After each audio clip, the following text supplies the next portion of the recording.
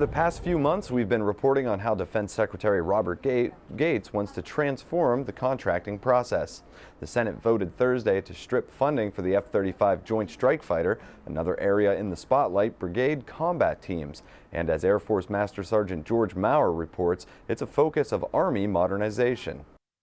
Defense Secretary Robert Gates has said repeatedly in recent months the Defense Department must stop buying capabilities it doesn't need. Just last week he said every defense dollar diverted to unneeded capacity is a dollar unavailable to win the wars we are in right now.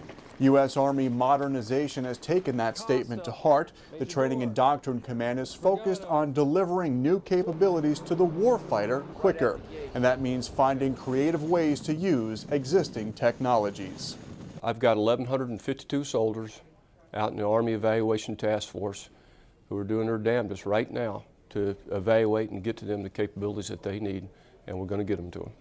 General Terry's team is expected to deliver plans to Army leadership by Labor Day, and the goal of those plans is to make Army Brigade combat teams more capable and more modern. General Terry says he's anxious to see the fruits of his labor firsthand. He takes command of the 10th Mountain Division in September, which has soldiers deployed to Afghanistan right now.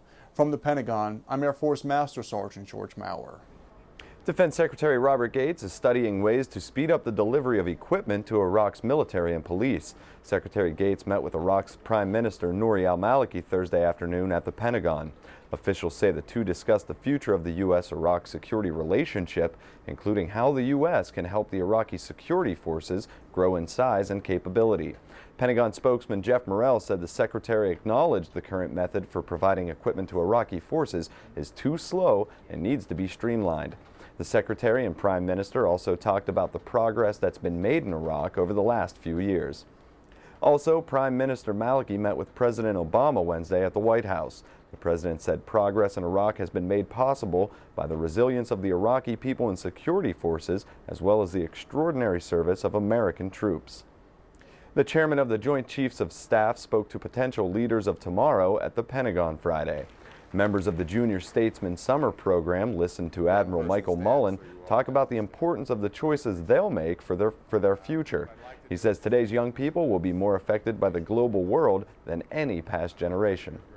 My generation and the generations that, in between you and me will have challenges that will demand great leadership, demand great sacrifice, demand service from everybody so that we all can move forward in a world that is stable and peaceful, where people can prosper.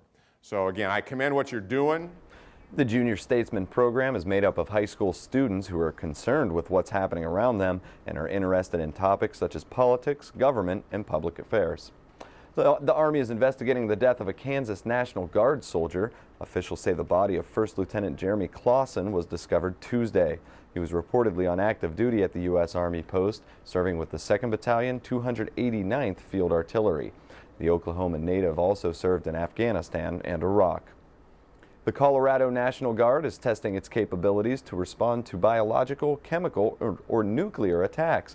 Crews aboard a number of the Guard's helicopters took off from Buckley Air Force Base and conducted an emergency training exercise in Denver.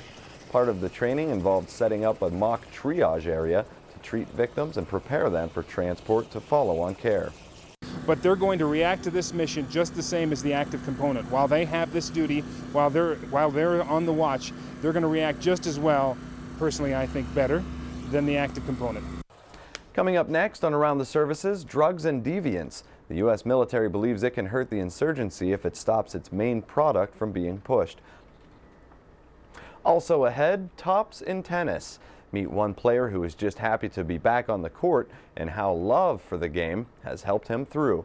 Stick around, Staff Sergeant Brian Buckwalter is back with more.